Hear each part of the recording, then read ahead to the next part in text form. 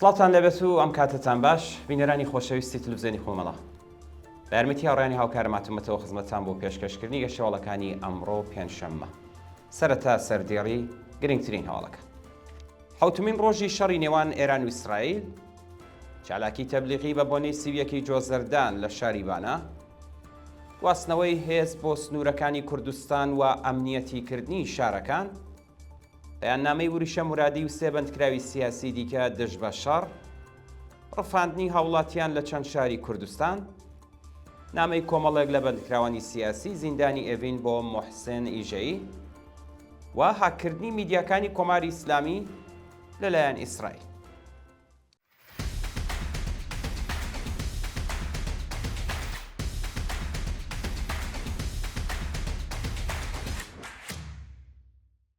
حوتمین ڕۆژی شەڕی نێوان ئێران و ئیسرائیل، ڕۆژی چوارشەممە 28 جۆزەردان، ئەرتەشی ئیسرائیل بە 60 فڕۆکەوە هێرشی کردە سەر 20 ئامانج لە شارە جیاوازەکانی ئێران و کۆماری ئیسلامیش بە موشکی دوورهاوێش هێرشی کردە سەر چەند شاری وڵاتە و سیستمی بەرگری ئیسرائیل زۆربیانی خستە خوارەوە.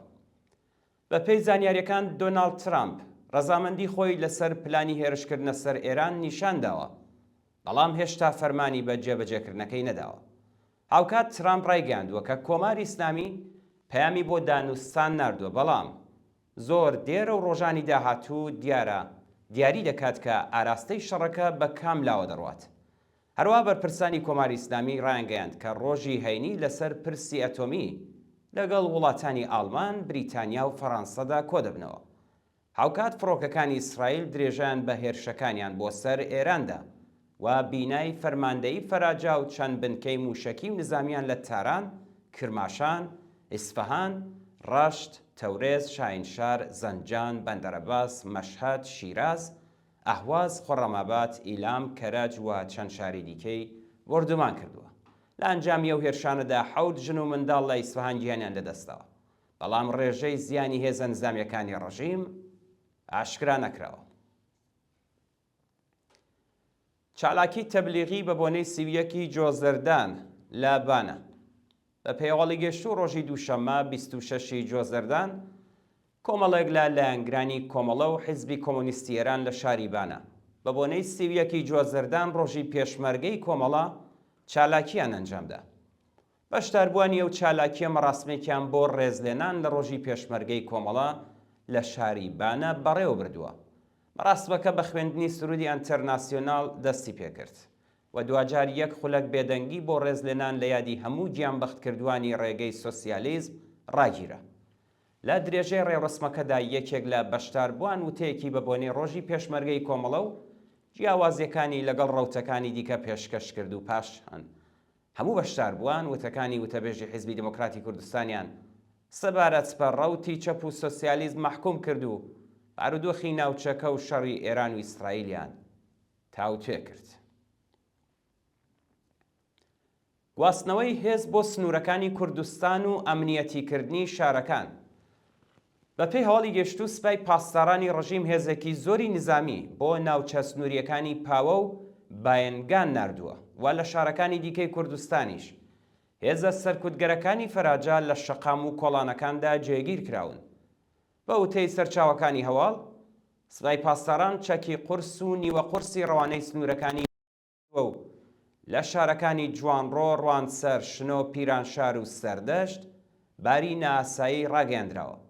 هەروە لە شارەکانی دیکەی کوردستان بۆ ڕێگریکردن لە سەرهەڵدانی خەڵک هێزە سەرکوتگەرەکانی ڕژیم لە شەقامەکاندا جێگیر کراون. بەیاننامەی وریشە مورادی و سێ بەندکراوی سیاسی دیکە دژ بە شەڕ. وریشە مورادی، ڕەیحانە ئەنساری، سەکینە پەروانە و گوڵڕۆخ ئیرایی لە بەیاننامەیەکدا ڕایانگەیاند ڕزگاری خەڵکی ئێران لە دەست دیکتاتۆری کۆماری ئیسلامی تەنیا لە ڕێگەی خەباتی جەماوەر و بزوتنەوە کۆمەڵایەتیەکانەوە مسۆگەر دەبێت و نابێت دڵ بە دەستێوەردانی دەرەکی خۆش بکەین. ئەو چوار بەندکراوە سیاسیە لە بەیاننامەکەیاندا وێڕای ئاماژەدان بە دەستێوەردانەکانی ئەمریکا و وڵاتانی ئەوروپایی لە ئەفغانستان، لیبی، عێراق، سووریا و یەمەن ڕایانگەیاند هیچ یەک لەو وڵاتانە بە ئازادی، دادپەروەری و بەرابەری نەگەیشتوون وازل هێزەکان تەنیا خەڵکی مەدەنیان کردوتە قوربانی. لە هیچ یەک لە وڵاتانە بۆمبی ئەتۆمیان نەدۆزیوەتەوە، بەڵام ژێنۆسایدی خەڵکیان لە ژێرناوی دێمۆکراسی ئەنجامداوە. هاوکات کە خەڵکی غەزە لە پێشچاوی جیهان کۆمەڵکوژ دەکرێن، ڕژیمی فاشیستی ئیسرائیل کۆمەڵکوژیەکی دیکەی لە ئێران دەست پێ کردووە. ئێمە هێرشەکانی ئیسرائیل و هاوکاری دەست و پەیوەندیەکانی بە توندی مەحکوم دەکەین و ڕای دەگەێنین تاکە ڕێگەی ڕزگاری خەڵکی ئێران خەباتی جەماوەری لە ڕێگەی بزوتنەوە کۆمەڵایەتیەکانەوەیە. ڕفاندنی هاوڵاتیان لە چەند شاری کوردستان. ڕۆژی چوارشەممە 28 جوێزەردان میدیاکانی کۆماری ئیسلامی ڕایانگەیاند کە 12 کەسیان لە شارەکانی سەقز، قەسری شیرین، خۆی و سنووری عێراق بە تۆمەتی هاوکاری لەگەڵ ئیسرائیل دەست بەسەر کردووە. بەپێی زانیاریەکان شارۆمەندێک لە شاری سەقز کە ناسناوی ئاشکرا نەکراوە لەلایەن ئیدارەی اطلاعاتەوە دەست بەسەر کراوە. لە سنوورەکانی نێوان ئێران و عێراق 4 کەس بە تۆمەتی هاوکاری لەگەڵ ئیسرائیل لەلایەن ناوەندە ئەمنیەتیەکانەوە ڕفێندراون و لە شارستانی خۆی کەسێک بە ناوی ئەمین سەعدونی بەبێ بەڵگەی قەزایی و بە توندوتیژیەوە لەلایەن ئیتلاعاتی سوپای پاسدارانەوە دەست بەسەر کراوە. هەروە لە شاری قەسری شیرین 6 ژن بە بیانووی هاوکاری لەگەڵ ئیسرائیل لەلایەن سەرکوتگەرانی ڕژیمەوە ڕفێندراون و هیچ زانیاریەک لەسەر چارە نووسیان لەبەردەستانیە. نامەی کۆمەڵێک لە بەندکراوانی سیاسی زیندانی ئەڤین بۆ موحسینی ئیژەیی. ڕۆژی چوارشەممە 28 جوێزەردان کۆمەڵێک لە بەندکراوانی سیاسی زیندانی ئەڤین لە نامەیەکدا داوایان لە سەرۆکی دەستگای قەزایی کردووە کە هەموو بەندکراوان پاش وەرگرتنی بارمتە ئازاد بکات. واژۆکارانی ئەو نامە هۆشداریان داوە کە بەندیخانەکانی ئێران بەتایبەت بەندی هەشتی زیندانی ئەڤین هیچ ئیمکاناتێکی ئیمەنیان بۆ بەرەنگاربوونەوە لەگەڵ هێرشە موشەکی و پەهبادیەکان نییە و ڕاگرتنی بەندکراوان لە زیندان گیانی بەندکراوان دەخاتە مەترسیەوە. ڕەزا خەندان، تاهیر تەقەوی، نەسڕوڵڵا ئەمیرلو و چەند بەندکراوی دیکە لە نامەکەیاندا داوان لە موحسینی ئیژەیی کردووە کە پاش وەرگرتنی بارمتە بەندکراوان لە زیندان ئازاد بکات.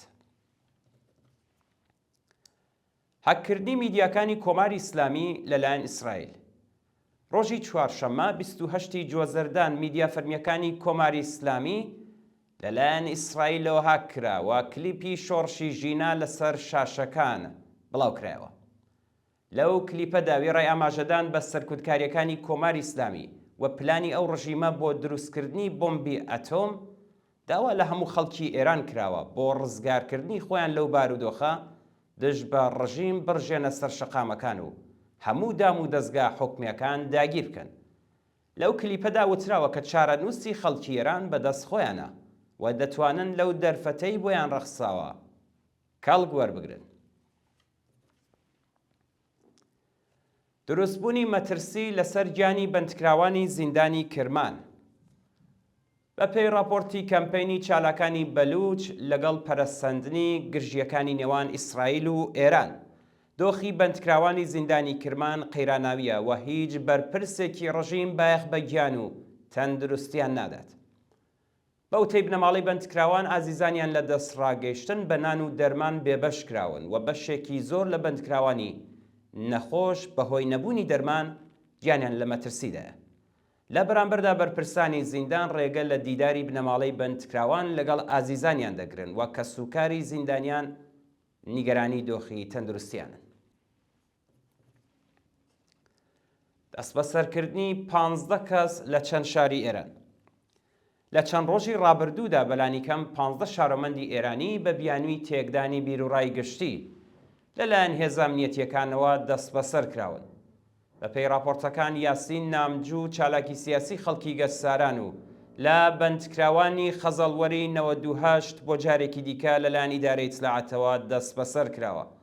لە شاری قەزوین 10 کەس کە بەشێکیان ژن بوون لەلایەن سەرکوتگەرانی کۆماری ئیسلامیەوە ڕفێندراون و هیچ زانیاریەک لەسەر ناسنا و چارەنووسیان لەبەردەستانیە. هەروە لە شاری ئەردەبیل چالاکێکی مەدەنی بە ناوی تەوحید ئەمیر ئەمینی لە هێرشی هێزەمنیەکان بۆ سەر ماڵی باوکی دەست بەسەر و وەشۆنێکی نادیار ڕاگوێزراوە. لە شاری مەشهەد دکتۆر حەسەن باقرینیە و هاوژینەکەی بە ناوی فاتمە نورادی لەلایەن تلعاتی سوپای پاسەراون و ڕفێنراون و دەست بەسەر کەلوپەلە شەخسیەکانیاندا گیراوە. بەوتەی ڕێکخراوەکانی مافی مرۆڤ، شارۆمەندێکی خەڵکی پاکستان بە ناوی کیارەش تاهرخانی لەلایەن هێزەکانی حکوومەتەوە دەست بەسەر کراوە و بنەماڵەکەی هیچ زانیاریەکیان لەسەر چارەنووسی دەست نەکەوتووە. پەسەندکردنی گەڵاڵەی تازەی مەجلس بۆ سزادانی تۆمەتبارانی سیخوڕی بۆ ئیسرائیل. بە پێی راپۆرتەکان، نوێنەرانی مەجلیسی کۆنەپەرستی کۆماری ئیسلامی گەڵاڵەیەکی خێران لە ژێر ناوی توندکردنەوەی سزای سەر تۆمەتبارانی سیخوڕی بۆ ئیسرائیل پەسەند کردووە. بە پێی زانیاریەکان لە ماوەی 7 ڕۆژ شەڕی ئێران و ئیسرائیلدا، ناوەندە ئەمنیەتیەکانی ڕەژیم بەلانی کەم 156 کەسیان لە شارە جیاجیەکانی ئێران بە تۆمەتی هاوکاری لەگەڵ ئیسرائیل دەست بەسەر کردووە و ئەگەری هەیە لەلایەن دەستگای قەزاییەوە لە سێدارە بدرێن. چالاکانی مافی مرۆڤ لەسەر دەست بەسەرکردنی نایاسایی شارۆمەندان، دادرەسی نادادپەروەرانە و ئێعدامی بەندکراوانی سیاسی و عەقیدەتی هۆشداریان داوە و داوایان لە کۆمەڵگای جیهانی کردووە ڕێگە لە کۆمەڵکوژی بەندکراوان لەلایەن کۆماری جنایەتکاری ئیسلامیەوە بگرن. واستنەوەی عەلی یونسی بۆ شۆنێکی نادیار. دوانی ڕۆژی چوارشەممە 28 جوازەردان عەلی یونسی بەندکراوی سیاسی ڕاگیرا و لە زیندانی ئەڤین بە توندوتیژیەوە بۆ شۆنێکی نادیار ڕاگوێزرا. ئایدا یونسی خوشکی عەلی یونسی ڕایگەیاندووە کە هێزە ئەمنیەتیەکانی ڕەژیم هێرشیان کردوتە سەر براکەی و ناوبراویان بە لێدان بۆ شۆنێکی نادیار گواستۆتەوە. بنەماڵەی یونسی داوان لە ڕێکخراوەکانی مافی مرۆڤ کردووە بە دوادا چوون بۆ چارەنووسی عەلی یونسی و هەموو بەندکراوانی سیاسی بکەن و ڕێگە نەدەن کۆماری جنایەتکاری ئیسلامی بێسەر و شوێنیان بکات. خۆپیشاندانی ئێرانیانی ئازادیخوازی ئاڵمان و هۆلاند دژ بە کۆماری ئیسلامی. ڕۆژی چوارشەممە 28 جوازەردان کۆمەڵێک لە ئێرانیانی ئازادیخوازی دانیشتی وڵاتەکانی ئاڵمان و هۆلاند لە دوو چالاکی جیاجیادا شەرخوازیەکانی کۆماری ئیسلامیان بە توندی مەحکوم کرد. بە پێی وێنانەی لە تۆڕە کۆمەڵایەتیەکان بڵاو کراوەتەوە. ئێرانیانی ئازادیخواز بە بەدەستەوە گرتنی وێنەی بەندکراوانی سیاسی لە شارەکانی خڕۆنینگنی هۆلاند و برلینی ئاڵمان دژ بە کۆماری ئیسلامی خۆپیشاندانیان کردووە. خۆپیشاندەران کۆماری ئیسلامیان بە هۆکاری شەڕ و نائارامی لە ڕۆژهەڵاتی ناوەڕاست ناوبرد و خوازیاری ڕاگررتنی هێرشەکانی ئیسرائیل بۆ سەر ئێران و پاراستنی گیانی خەڵکی مەدەنی بوون. بەڵێزان گەشتیاڵەکانی ئەمڕۆتان پێشکەشکرا. فەرموون بۆ درێژەی بینینی درێژەی بەرنامەکانی تەلەڤیزیۆنی کۆمەڵ.